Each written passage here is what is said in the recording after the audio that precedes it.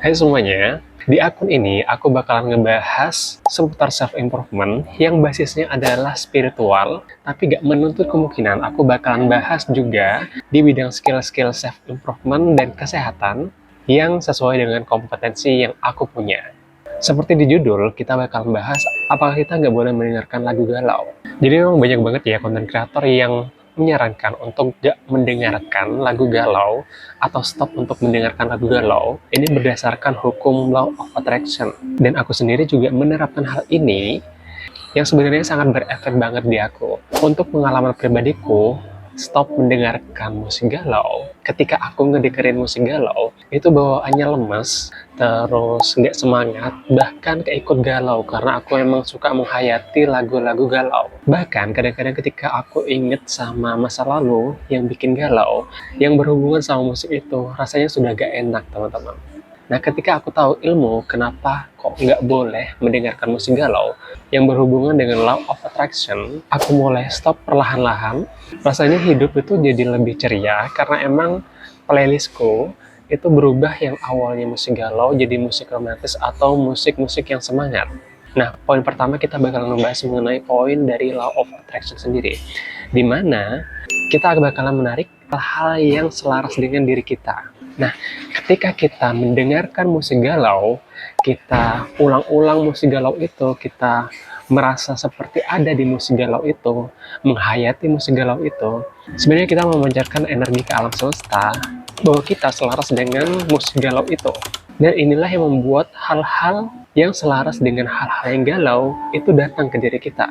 Bisa dari hal takut percintaan, takut diselingkuhin, karena banyak ya musik-musik galau yang membahas seputar perselingkuhan, terus patah hati dan lain-lain. Intinya kita jadi takut, dan akhirnya kita tidak mengizinkan diri kita untuk dicintai sama orang lain. Yang ini sangat-sangat tidak disarankan ya teman-teman. Ketika kita memberikan sinyal ke alam semesta kalau kita memang orang yang galau, ya otomatis kita bakal menarik hal-hal yang selaras.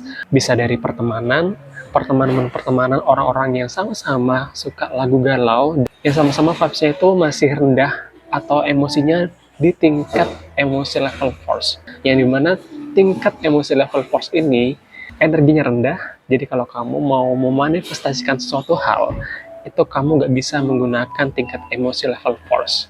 Itu ya teman-teman, law of attraction. Jadi kalau kalian orangnya suka galauan, ditambah suka ngedengerin musik galau, itu memperkuat kalau diri kalian ya seseorang yang low vibes, dan akhirnya kalian akan menarik hal-hal yang selaras. Terus, cara kerja otak manusia. Jadi cara kerja otak manusia ini berdasarkan buku dari Becoming Supernatural, di mana ini ada siklus berpikir dan merasakan tentang rasa bersalah.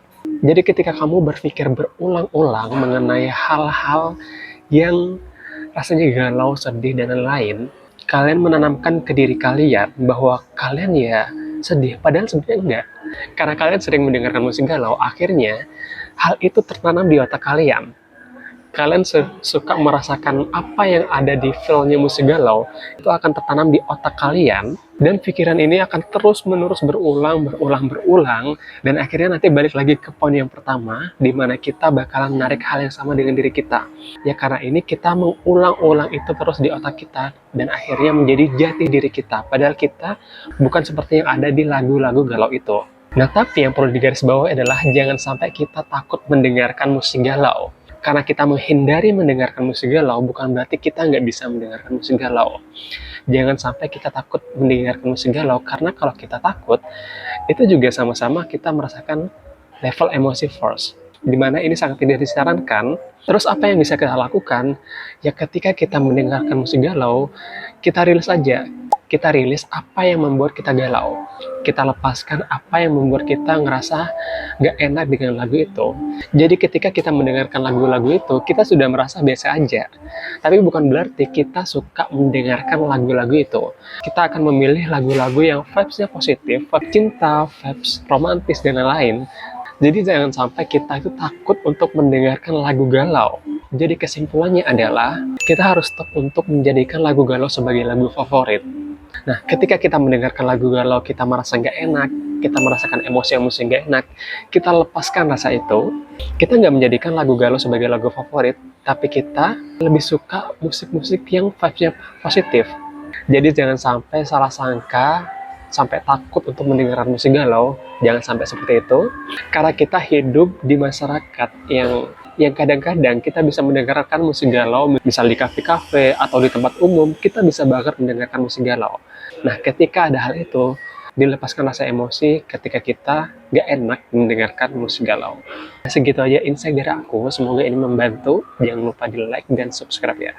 Karena di akun ini aku akan men-share lebih jelas daripada di video TikTok mengenai self-improvement yang berbasis spiritual, skill, dan kesehatan.